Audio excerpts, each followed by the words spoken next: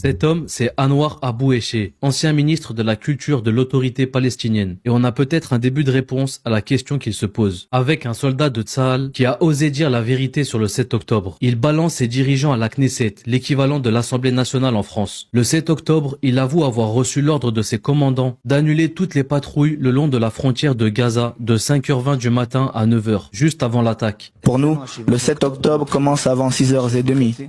J'étais combattant dans la section des mortiers du bataillon 13 de la Golani et cette nuit-là, moi, Yotam Tzror, mon sergent, Itamar Ben Yehuda, de mémoire bénie, nous faisions tous les trois une nuit blanche.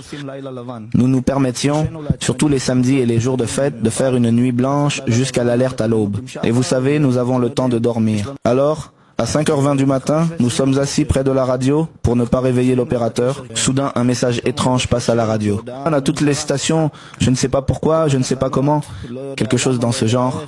Il n'y a pas de patrouille à la clôture avant 9h du matin. À quelle heure était-ce? À 5h20 du matin, juste avant que tout ne commence.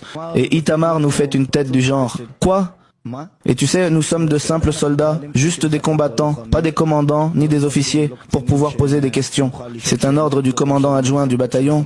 On reçoit cet ordre et on ne pose pas de questions. Et en effet, 1 heure plus tard, à 6h30, soudain, des sirènes d'alerte. Toutes les stations restent ici à partir de maintenant. Donc, en ce qui concerne le terrain et l'ennemi, nous n'avons pas d'autres éléments significatifs. En ce qui concerne nos forces, une directive a été émise par la brigade. Jusqu'à 9h du matin, malgré l'évaluation de la situation, aucun véhicule n'arrive à Burma. Vraiment, j'ai vécu avec ça depuis le 7 octobre et j'avais très peur d'en parler.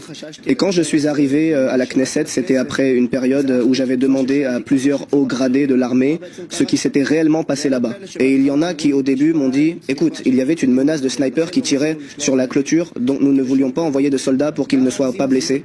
Et puis avec le temps, j'ai commencé à comprendre et je me suis dit, attends, s'il y a une menace de snipers, comment se fait-il que moi, qui ne suis qu'à 200 mètres de la clôture, je n'étais pas au courant de cette menace? Comment se fait-il que mes amis se battent sans gilet pare-balles, en sous-vêtements et en chaussettes, et que personne ne sache qu'il se passe quelque chose? Nous ne sommes qu'à 200, 300 mètres de la clôture. Et puis, encore une fois, ça m'est resté en tête. En fait, on m'a invité à la Knesset, j'ai senti que c'était l'occasion d'aborder ce sujet, d'en parler et de comprendre ce qui s'était passé là-bas. Pour beaucoup de gens, cela semble étrange. Je vis avec un vide dans la tête depuis le 7 octobre.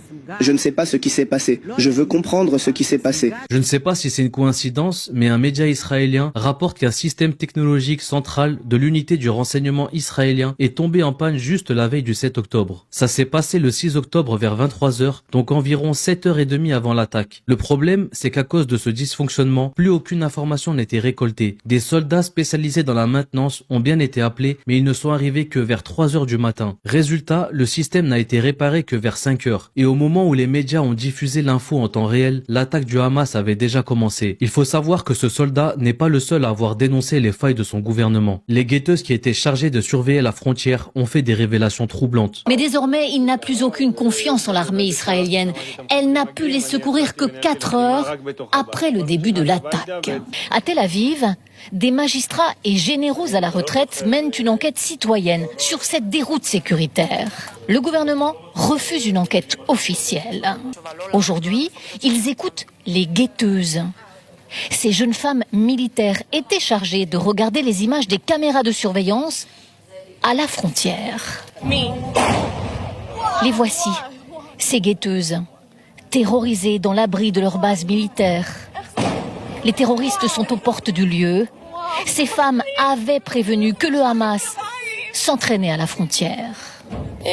On voyait des tentatives de passage, des poses de mines, des patrouilles. On a rapporté tout ça, mais on n'a reçu aucune réponse. Tous les chefs des forces de défense, Tsahal, les RG, la police, les services de renseignement ont averti le gouvernement et le cabinet d'un embrasement violent.